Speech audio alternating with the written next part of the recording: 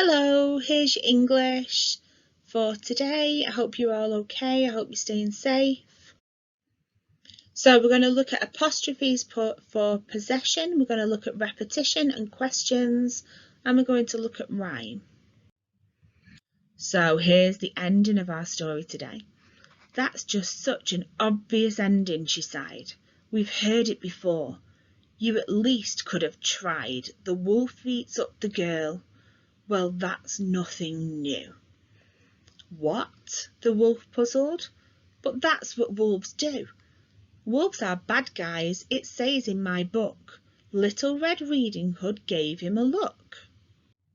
She sat by the wolf and despite her unease, said stories can end any way that you please. You don't like an ending, Red Riding Hood said, then change it, arrange it again in your head. Just switch it and stitch it up in another way. The wolf nodded and slowly whispered, "Okay." A beanstalk grew up from the crack in the floor. "Come on," Snow White shouted, "it's time to explore." Peter Pan noticed the fairy dust settle, "And now you can fly," he told Hansel and Gretel. So back in the castle deep under the sea, the mermaid invited the wolf round for tea. Aladdin jumped back and he gave a loud shout, as his old fairy godmother tumbled right out. He thought for a moment, a book of my own? And this time the wolf won't end up alone. He picked up a book about shoemaking elves and started to chuckle and search through the shelves. "I found it," he shouted and danced a few jigs, then borrowed a book about 3 little pigs. Little Red Riding Hood walked through the wood, the moon shining down on her little red hood. She curled up that night with a book in her hands and dreamt of huge dragons and magical lands. For whilst leaving footpaths should never be done, straying from stories is all sorts of fun. And that's the end of Little Red Riding Hood. So here's the last 3 chunks for this book. So apostrophes. So well-known objects from other traditional tales. So I've got Cinderella's slipper. The slipper belonged to Cinderella, therefore we use an apostrophe with her name.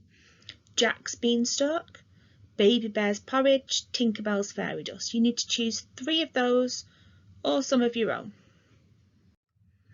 Okay, so here's your sentence to put those in. So Red started to explain that stories could end any way you pleased. If you don't like an ending, change it, she said. Watch me, it's like making a potion. Drop in Cinderella's slipper, mix in Jack's magic beans and add a sprinkle of Tinkerbell's fairy dust.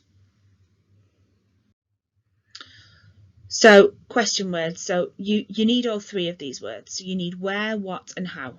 Okay, so write them down quickly. Okay, so you're going to put the words now into the correct place in the sentence. So the first yellow box is a word and then says, will it take you? So will it be, what will it take you? Where will it take you? Or how will it take you? Then the second one, it's something adventure will you unravel? So what adventure will you unravel? Where adventure will you unravel? Or how adventure will you unravel? And then last one, something will your story end? What will your story end? Where will your story end? Or how will your story end?